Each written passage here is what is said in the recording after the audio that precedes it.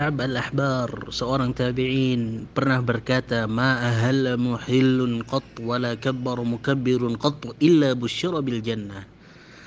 Gak ada seorang pun yang bertahlil, mengucapkan la ilaha illallah ataupun mengucapkan takbir kecuali ia akan diberikan kabar gembira masuk surga.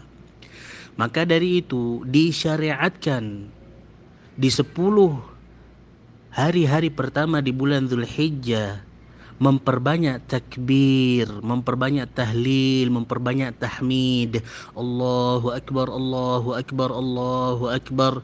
La ilaha illallah, wallahu akbar, Allahu akbar walillahil hamd. Kalimat-kalimat yang pendek ucapkanlah selalu di setiap tempatmu. Ketika engkau bersama dengan HP-mu, ketika engkau sedang di rumah, sedang di tempat kerja, sedang di dapur, sedang di kasur, ucapkanlah kalimat-kalimat tersebut karena kalimat ini merupakan syiar yang harus diagungkan, yang harus diucapkan oleh seorang muslim ketika di 10 hari pertama bulan Dzulhijjah.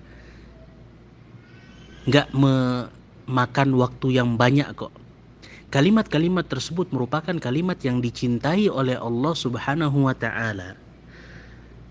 Maka dari itu, ketika ada kalimat yang dicintai oleh Allah Subhanahu wa taala dan memiliki keutamaan yang amat sangat agung, seorang muslim hendaknya memperbanyak untuk mengulang-ulang kalimat tersebut. Dan poin yang kedua, hendaknya seorang muslim pun memahami arti dari kalimat-kalimat tersebut. Jangan hanya sekedar ucapan. Kita pun harus memahami arti dari kalimat-kalimat tersebut. Apa itu arti dari Allahu Akbar? Allah Subhanahu wa taala pernah memerintahkan Rasulullah sallallahu alaihi wasallam, "Wa rabbaka fakabbir," ay 'azzimhu bitauhid. Maka muliakanlah Allah Subhanahu wa taala. Pemuliaan Allah Subhanahu wa taala harus tertancap dan terpatri di dalam hati seorang muslim. Ketika seorang muslim sudah mengetahui bahwasannya ta'zim itu hanyalah milik Allah Subhanahu wa taala, maka ia pun menyadari bahwasanya ubudiyahnya itu hanya untuk Allah.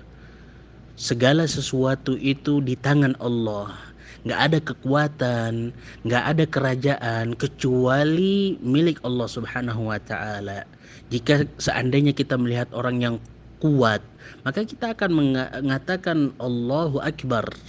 Allah Maha Agung dan Allah Maha Besar. Ketika kita melihat orang kaya pun sama, kita akan mengucapkan Allahu Akbar. Karena jika seseorang ingin merasa sesuatu itu kecil, maka hendaknya ia selalu mengingat-ingat Allahu Akbar. Maka seorang muslim ketika ia mengetahui Allah Maha Agung, ia pun akan meminta kepada Allah Subhanahu wa taala segala sesuatu. Kemudian kalimat yang kedua, la ilaha illallah. Ketika kita mengakui dan kita mengucapkan kalimat ini, otomatis kita pun harus menjadikan semua amalan ibadah untuk Allah Subhanahu wa taala.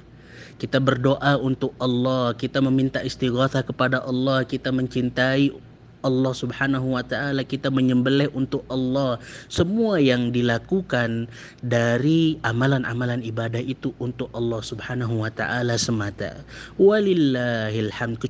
Kemudian kalimat yang ketiga, dan hanyalah milik Allah Subhanahu wa taala pujian. Inilah yang selalu kita ulang-ulangi pada rakaat-rakaat kita sholat. Alhamdulillahi rabbil alamin. Nabi SAW berkata, afdhalus syukri alhamdulillah.